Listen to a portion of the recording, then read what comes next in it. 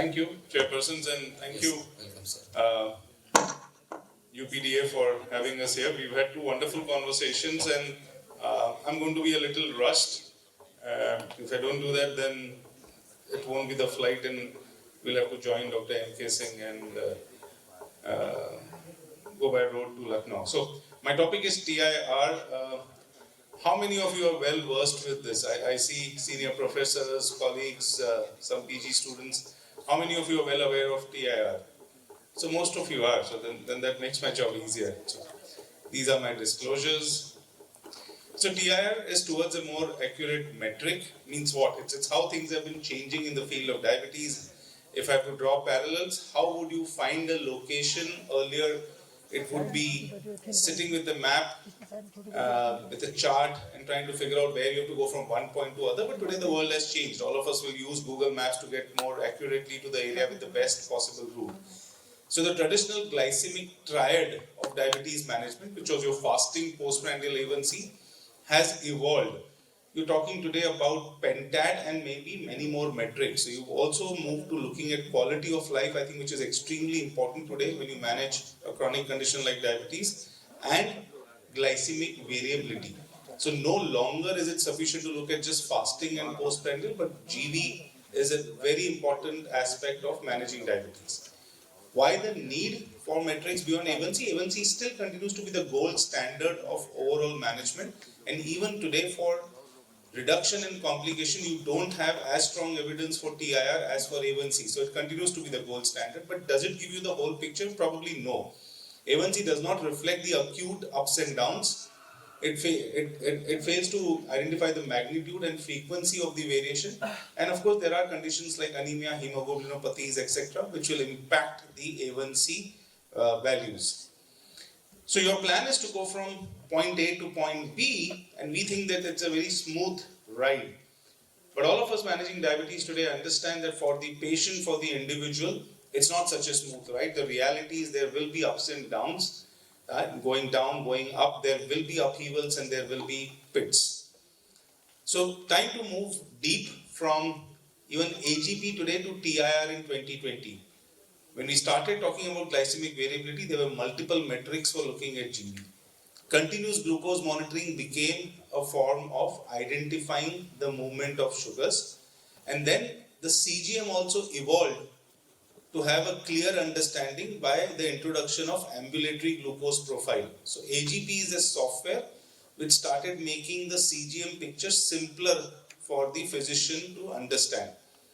But in 2020, we have evolved further to move from AGP to time in range, which is actually further simplifying the whole aspect of variability and the movement. So time for change has been the time in range. From 2020-21, the ADA and various other world bodies are now advocating the use of CGM in routine practice and looking at TIR as a means of identifying how well your patient is doing. So what exactly is TIR? It's a standard measurement in diabetes management that tracks the amount of time a person's glucose is in their target range. This range generally is 70 to 180. For some specific groups, the range is different, but largely it is 70 to 180. How much time is your patient range is simpler.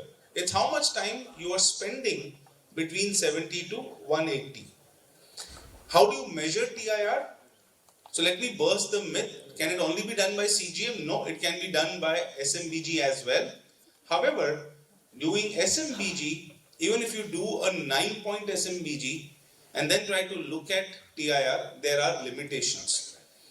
So SMBG has limitations, and there have been papers to the same which have tried to compare good SMBG frequency vis-a-vis CGM and found out that it's not that accurate. So though today you can claim that I can do a time in range, or some may call it as point in range when you use SMBG, it's fine, but it doesn't give you the whole picture like the CGM does. Now this is an example of one of our patients.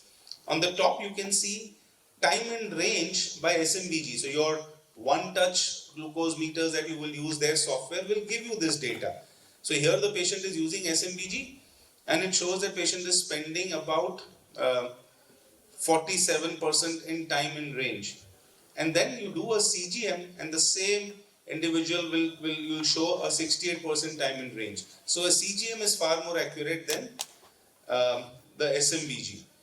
There has been validation and strong evidence for TIR now through multiple studies, essentially Roy Beck, Richard Bergenstahl, these have done a lot of work to validate the time in range. And there has been a link between TIR and microvascular complications. Of course, these are based on the DCCT model and assuming that if you, based from the readings of SMBG in DCCT, if you were to calculate TIR, is there a correlation? So these are indirect evidence, but nonetheless there, which tells us that a TIR reduction of 10%, if it goes down, it worsens the time in range, will increase retinopathy by 64% and nephropathy by 40%. So the same way you talk about 1% reduction in A1C, how much complication goes down, a 10% improvement in TIR or a 10% reduction in TIR will increase complications. Also, evidence between TIR and diabetic retinopathy, and TIR is a concept in the last couple of years. So of course the evidence is building up, and in years to come we'll have more stronger evidence linking TIR to complications. It's also associated with macrovascular complications. So Lu and all's data, which is talking about TIR with carotid intima media thickness in type 2 diabetes, 10% improvement in TIR will reduce the risk of abnormal CIMT by about 6.4%. So both for micro and macro there is evidence building up. What are the metrics that we talk about for TIR? Essentially three things. You are looking at for your patient, what is the time within range, what is the time above range, and what is the time below range. What is your aim as a physician? To increase the patient's time in range and to decrease both the time above and time below. And between the two, I would say the larger focus should be to reduce the time below range. It's hypoglycemia which is your biggest limitation. Again, evidence through studies like IMPACT, REPLACE and Lang et al. Study which have shown that there can be reduction in hypoglycemia, improvement in time in range by the use of CGM itself.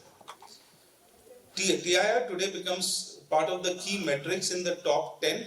So if you look at standardized CGM metrics, what are the different things that you will see in a CGM report? Your TIR itself becomes one of the most important part of the metric. What are the targets? Again, these are things that all of us very soon should remember by heart if we already don't. If you're asked in the middle of your sleep, what is your target A1C for your patient? Most will say less than 7% and in some 6.5 and so on. So similarly for TIR, with the range being 70 to 180, you want your patients to spend more than 70% time within the range. You want them to spend less than 5% time below range, out of which less than 1%, if at all, in the level 2 TBR, which is less than 54. And of course, you also want them to spend less amount of time in the above range. So you want total overall less than 25% in the time above range, which is more than 180. And if at all your patients will go beyond 250, it should be less than 5%. So these are your targets, 70% and more in the range. You also have targets given for other situations like pregnancy, where it's more stringent. For older individuals, where you can go a little lax because there you want to avoid hypoglycemia. So these are the TIR targets for different populations, and again this is evolving. We've had some data by Sanjay Kalra's group about in India maybe the target should be different, not validated, but that's a thought of that group proposing a different TIR range. There is also a direct relationship between TIR and HbA1c, as we can see, just to understand. So your 70% time in range will correlate close to 7% or 6.7% of HbA1c. And that's why we say that when your target is 6.7 or 7 A1c, you're looking at least 70% time spent within range. These were among the first CGM recommendations and consensus that we published in Journal of Diabetology. I think this was 2019, where we spoke about the need to do CGM in routine practice to monitor hypoglycemia, to have a more patient-centric treatment, to demonstrate the postprandial spikes and so on. We had clear recommendations for CGM, and I would urge all of you to read this paper and consensus to understand what we said 4 years back. We've also had some consensus to think differently. It's not that only patients with A1C of 7% or 6.5 or 7.3 will have hypoglycemia. Very often, higher the variability, the patients go up and down, their HbA1c will be higher, even in the 10% range. And many of them with an A1C of 10 will also have severe hypoglycemia, but missed because you didn't have that suspicion and you did not start tracking it. So these are some patients who had hypo, but of course their A1C was not so high. But look at this patient, an A1C around 10%. But see the variability. 10% is still hypoglycemia in the night, and then the patient goes extremely high in the day. The A1C will be high. But unless you see this picture, you will not change the therapy or therapeutic dose in the night. TIR also serves as a tool to monitor impact of lifestyle modification and medication. This is 3 different CGMs in the same patient at different intervals. You starting the treatment, over 41% in target, over a time it has improved to 65%, but what happened? Patient started getting more hypoglycemia. So you have to improve on this, and eventually the third CGM after a few months, patient has improved to 74% with only 5% hypoglycemia, which also should be reduced further. So again, great clinical utility. This is again for somebody who's very anxious or wants to know why you're starting a medicine, what will happen to my sugars, my father had severe hypo, I don't want to have hypo. This patient is started on a medication, even though you may start on a metformin or a DPP-4 metformin, a non-hypoglycemic drug. Within 14 days itself, you are able to see the impact of what's happening. So if you see here, on day 1, it's only 4% in target.